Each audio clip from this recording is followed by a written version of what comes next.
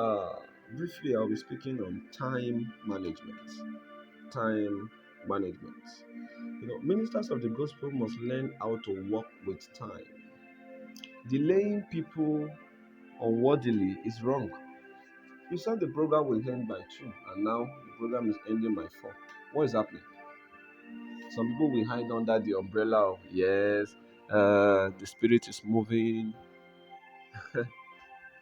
and you have always been like that. Are you there? There are some people, they don't just know how to work with time. If they tell you to just prepare to leave by 3 or past 3, they have never been faithful to time. Such people, if you ask them why, they will tell you, well, it's that the spirit leads. Every minister of the gospel must learn to work with time, because the realm we are in is the realm of time. This earth is governed with time. Are you there? So, a man that will not learn to work with time ha, may not be productive in time. If you don't learn to work with time, you may not be productive in time, because this earth is governed with time.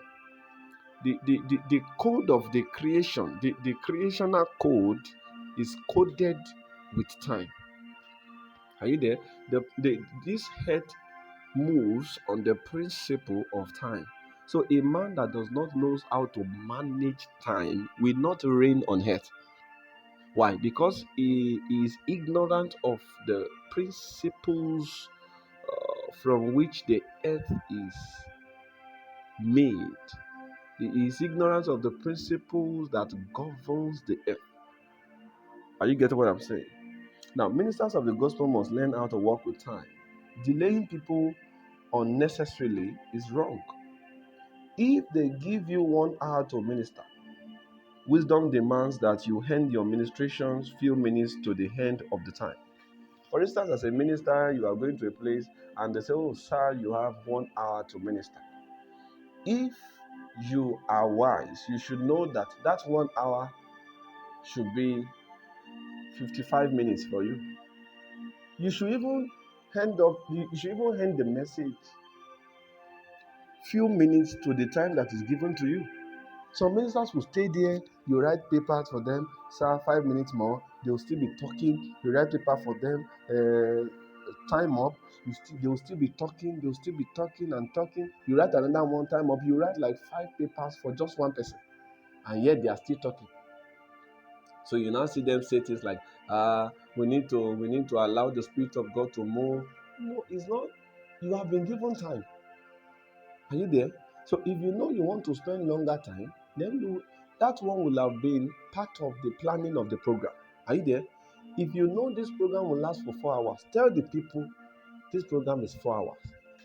They will prepare their mind. Not that you say 2 hours with the intention of making them stay for 4 hours. That's deception.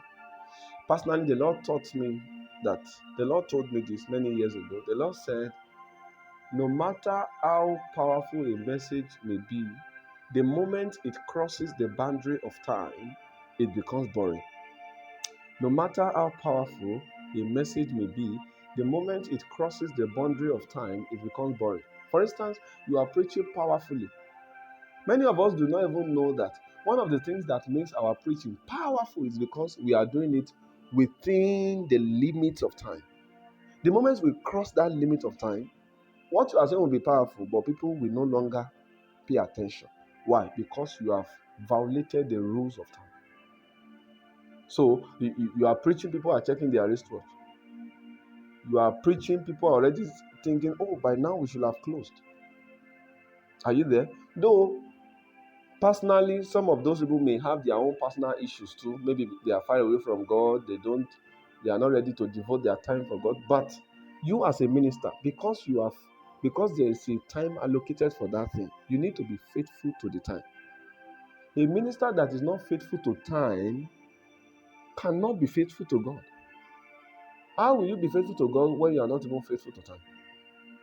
Are you there? So if you are a minister and you are listening to me, this one is not just about ministers alone. It cuts across all the field. You may be called as a speaker for a conference.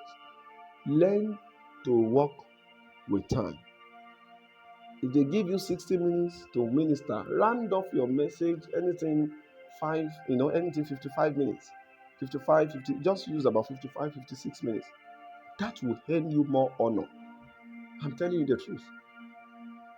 A man that learns to walk within the limits of time will have honor. Are you there? Why a man that violates the rules of time constantly will lose honor? Why? This head, once again, is built on time. So if you will be honorable on earth, you must learn to walk with time, because time is the major factor, you know, on which this earth is built. That's the foundation. The foundation of this earth is on time. So violating the rules of time will affect you because you are still in time. When I say in time, I mean you are still on earth. I hope you get what I'm saying. So many have lost their honor due to this. No matter how interesting, how powerful a message is, once it crosses the boundary of time, it will become boring. I pray the Lord will give us grace to be able to walk with time and to be able to manage time in the name of Jesus. Many of us do not know that time is a currency. So mismanagement of time means that you are mismanaging divine resources. Are you there? Yes, even our life is measured in time. So when you begin to waste people's time, you are wasting people's life, because our life can be measured in time. Our life can be measured with respect to time. That's why you see when people die, they write things like 1960 to 2000 and so. Can you see that? That's a measurement based on time. Our life is measured in time. So as a minister, if you are wasting people's time, what you are doing is you are wasting people's life. Yes, because it is that same time they use to work for money. Are you there? It is that same time they use to bless others. It is that same time they use to do other things. And it is that same time also they will use to meet with God personally. So if they now come to you and you now waste that time, of course obviously you have wasted their life.